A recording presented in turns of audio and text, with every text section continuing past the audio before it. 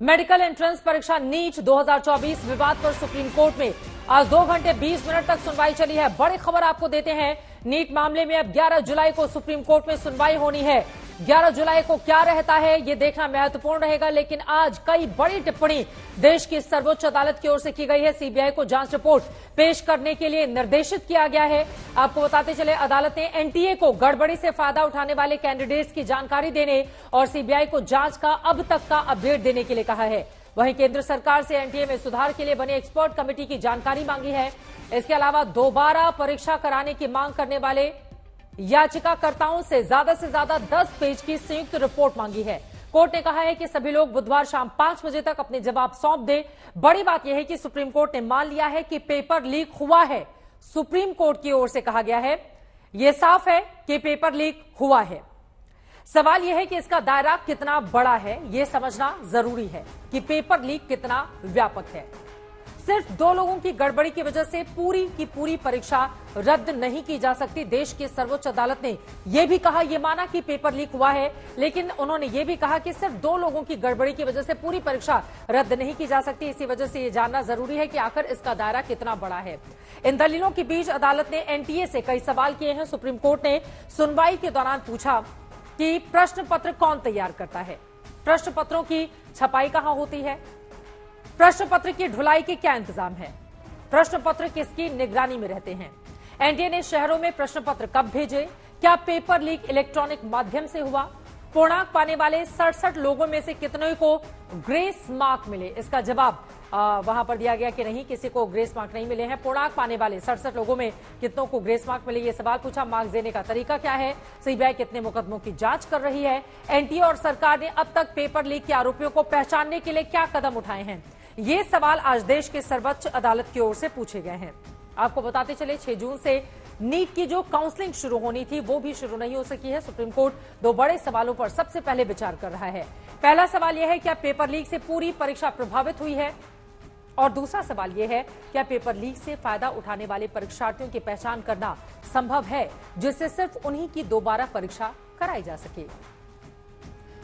Supreme court ने NTA को यह कहा है कि पेपर लीक कैसे हुआ, कहां हुआ और परीक्षा से कितनी देर पहले हुआ, यह तथ्य 10 जुलाई तक अदालत को बता दिया जाए, ताकि 11 जुलाई को सुनवाई की जा सके।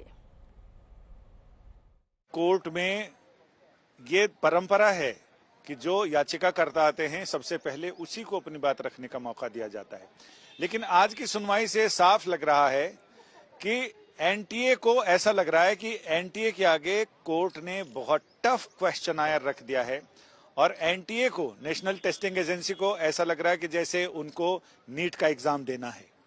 इतना टफ क्वेश्चनायर है जिस पर अब जवाब देने पर यह पता चलेगा। बुधवार शाम 5 बजे तक उनको जवाब देना है और गुरुवार को इस मामले की अगली सुनवाई है। ये देखना दिलचस्प होगा कि एनटीए ने जो जवाब दिए हैं वो कोर्ट की निगाह में कितने सही हैं और कितने गलत। सही जवाब पर ऐसा लग रहा है कि जैसे नीट में सही जवाब पर 4 नंबर मिलते हैं और गलत जवाब पे 1 नंबर कटता है। तो ये देखना दिलचस्प होगा कि क्या एनटीए अपने जवाब से कोर्ट को संतुष्ट कर पाता है। संतुष्ट कर पाता है तो उसका मेरिट में जगह आ जाती है, अगर संतुष्ट नहीं कर पाता है तो फिर एनटीए फेल और दोबारा एग्जाम करने के आसार बन सकते हैं।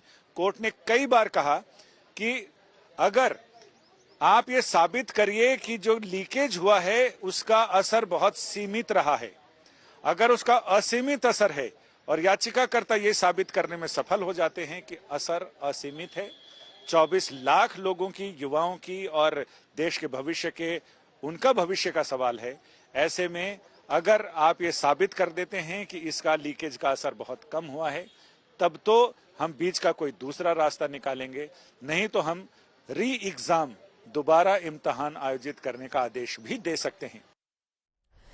कोर्ट के भीतर क्या हुआ, संजय शर्मा ने विस्तार से उसके बारे में जानकारी दी है। सुप्रीम कोर्ट की टिप्पणी के बाद आज तक संवाददाता संजय शर्मा ने याचिकाकर्ता के वकील से बातचीत की है, सुनिए। जो सबसे अच्छा रहा कि जो ऑनरेबल कोर्ट ने एक बड़ा इम्पोर्टेंट टिप्पणी करी कि सभी छात्रों का या पूरे सिस्टम का एक उन्होंने फॉरेंसिक एनालिसिस की बात करी है। तो ये हमारी स्पेसिफिक प्रेयर थी। हम लोगों ने मांग करी है अपनी पिटीशन में कि जिन बच्चों के 620 से 720 नंबर के बीच में मार्क्स आए हैं, एटलीस्ट उन लोगों का एक फॉरेंसिक एनालिसिस और उनका बैकग्राउंड चेक कराया जाए। तो आज अगर आपने भी सुना होगा तो इस दौरान कोर्ट ने ये स्पेसिफिक पूछा है ताकि उनके 12वीं में क्या मार्क्स आए हैं और नीट में उनका क्या है, उस चीजों को बाद में कोर्ट ने लाइटर वे में ये भी बोला कि भाई लोग 12वीं में थोड़ा कम तैयारी करते हैं, 12वीं के लिए स्कूल के लिए नीट के लिए ज्यादा करते हैं। पर कोर्ट ने जो सबसे इम्पोर्टेंट कहा, जो एकेडमिक बैकग्राउंड चेक के लिए फोरेंसिक की बात करी है, तो वो एक हमारी प्रेयर थी। एक तरफ सुप्रीम कोर्ट एनटीए से सवाल कर रहा है, दूसरी ओर विपक्षी दल सरकार से सवाल पूछ रहे हैं। नीट पेपर लीक को लेकर आज विपक्षी दलों ने सरकार के खिलाफ जोरदार विरोध प्रदर्शन किया है। आपको दिल्ली में वे विरोध प्रदर्शन की रिपोर्ट दिखाते हैं। नीट यूजी को लेके और पेपर लीक के मामले को लेके जो विपक्षी दलों का विरोध प्रदर्शन जारी है, इस समय मैं आपको जंतर मंतर की तस्वीरें दिखाना चाहूंगा कि जहां इंडियन यूथ फ्रंट जो अलग अलग इंडिया अलायंस से जुड़े हुए यूथ विंग है, उनका फ्रंट है, उनका यहाँ नीट यूजी मामले को लेकर, पेपर लीक के मामले को लेकर विरोध प्रदर्शन जारी है।